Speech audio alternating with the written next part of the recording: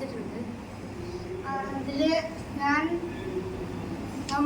എൻ്റെ വീട്ടിൻ്റെ അടുത്ത് ആടെ ഇപ്പം തെയ്യം കഴിഞ്ഞു. ആടെ രക്തചാമന്തി, ഭഗവതി, കുടിയൻ, വിഷ്ണുമൂർത്തി, തൊണ്ടച്ചൻ, പിന്നെ പതിവനും വീരൻ, അങ്ങനത്തെ കുറച്ച് തെയ്യങ്ങളുണ്ടായിരുന്നു. ഞാൻ അവിടെയൊക്കെ കാണാൻ പോയിട്ട് അതിനൊക്കെ വരക്കാൻ ശ്രമിച്ചു.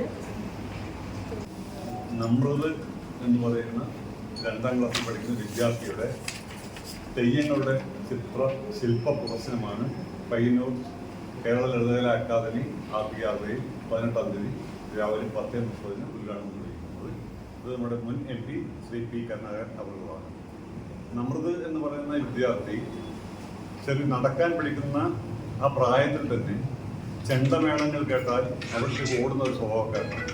പിന്നീട് തെയ്യത്തിനോടുള്ള അമിതമായ ഒരു ഇഷ്ടം വരികയും ഈ സമയത്തിനുള്ളിൽ തന്നെ ഉത്തര മലബാറിലെ എല്ലാ കാവുകളിലും നമ്മൾ എത്തുകയും മിക്ക തെയ്യങ്ങളെ കാണുകയും അത് കുട്ടിയുടെ മനസ്സിൽ ഒരു തെയ്യം രൂപപ്പെടുന്നത് എങ്ങനെയാണോ ആ രീതിയിലാണ് നമ്രത് വരച്ചിരിക്കുന്നത്. അല്ലാതെ ഒരു തെയ്യത്തിൻ്റെ ക്രാഫ്റ്റ് രീതിയിലല്ല, കുട്ടിത്വത്തിൻ്റെ രീതിയിലാണ് നമ്രത് തെയ്യത്തെ വരച്ചിരിക്കുന്നത്. ഏകദേശം 40 തെയ്യങ്ങളാണ് നമ്മുടെ ഉത്തര മലബാർ പ്രദേശത്തുള്ളത്. ഏത് തെയ്യം ഇഷ്ടപ്പെട്ട തെയ്യം? ഇഷ്ടപ്പെട്ട തെയ്യം ഞാൻ ഒരുപാട് മുഖംമൂടികൾ വരക്കാറുണ്ട്. പക്ഷെ അതൊന്നും ഒരു ഇല്ല തെയ്യത്തിൽ ചേർക്കാൻ വേറെ രീതിയിലൊരു ഡിഫറെന്റ് തെയ്യത്തിന്റെ മുഖംമൂടിയാണ് വരക്കാറുണ്ട്. അതായത് സാധാരണ നമ്മൾ ഒരു തെയ്യത്തിന്റെ ചിത്രം ക്രാഫ്റ്റ് രീതിയിൽ അതുപോലെ പകർത്തുകയാണ് പതിവ്. അത് നമ്മൾ ആർട്ട് എന്ന നിലയിൽ തന്നെയാണ്. ഇപ്പം നമുക്കറിയാം കേരള ലളിതകലാ അക്കാദമിയുടെ ശങ്കർ ആർട്ട് മ്യൂസിയം കൊല്ലം, അതാണ് കുട്ടികളുടെ ഏറ്റവും നല്ല ആർട്ട് മ്യൂസിയമായിട്ട് കേരളത്തിലുള്ളത്. അവിടെ തന്നെ കുട്ടികളുടെ രേഖാചിത്രങ്ങളും അവരുപയോഗിക്കുന്ന വർണ്ണങ്ങളും വളരെ ഇമ്പോർട്ടൻസ് കേരള സർക്കാർ കൊടുത്തുകൊണ്ട് വിദേശികളാണ് അവിടെ വന്ന് കുട്ടികളുടെ ചിത്രം വാങ്ങിക്കുന്നത്.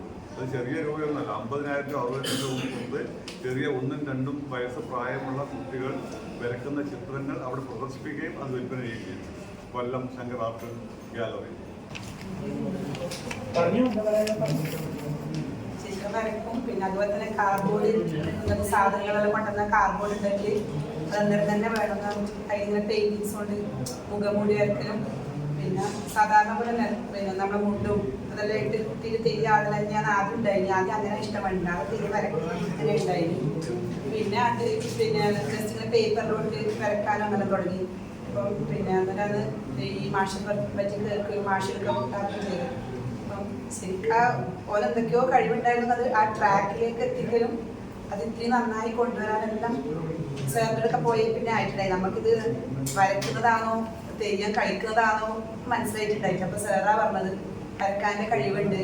പിന്നെ ഇപ്പം അതുപോലെ തന്നെ പേപ്പറും പിന്നെ ക്രയോൺസ് എല്ലാം കൊടുത്തിട്ട് അവരെ കൊണ്ട് വരപ്പിച്ചു. അത് വളരെ സാറ് പറഞ്ഞ പോലെ തന്നെ അത് അതുപോലെ എന്നുള്ളതല്ല, കുട്ടിത്തത്തിൻ്റെ രീതിയിൽ വളരെ വേഗം വരച്ച് തീർക്കും. അങ്ങനെ ഒരുപാട് സമയമൊന്നും അതിൻ്റെ ചെലവഴിക്കുകയില്ല. ഒരു 5 നടന്നിട്ടുണ്ടായിരുന്നു. അവരുടെ സ്കൂളിൽ ഉണ്ടായിട്ടുണ്ടായിരുന്നു എക്സിബിഷൻ, വെള്ളൂർ സ്കൂളിൽ ഉണ്ടായിട്ടുണ്ടായിരുന്നു. ഇത് മൊബൈലും TV ഒന്നും കാണില്ല എന്ന് തന്നെ പറയാം. തീരെ അഥവാ കാണുന്നുണ്ടെങ്കിൽ തെയ്യത്തിൻ്റെ വീഡിയോസും തെയ്യത്തിൻ്റെ ഫോട്ടോ സ്ക്രീൻഷോട്ട് എടുത്തിട്ട് അത് അതുപോലെ വരക്കൽ തന്നെയാണ് ചെയ്യല്. പിന്നെ TV മൊബൈലും കാണില്ല, അതിനോട് ഇരിക്കാൻ ക്ഷമയില്ല. അതുകൊണ്ടാണ് സത്യം കാണാത്ത ആൾ 5 മിനിറ്റ് ഇരിക്കാനാവില്ല. അപ്പോൾ അത് തെയ്യ ചിത്രം വരക്കാൻ കൊടുത്താൽ പിന്നെ കുറച്ച് നേരം അതിൻ്റെ മുമ്പിൽ അടങ്ങിയിരിക്കും.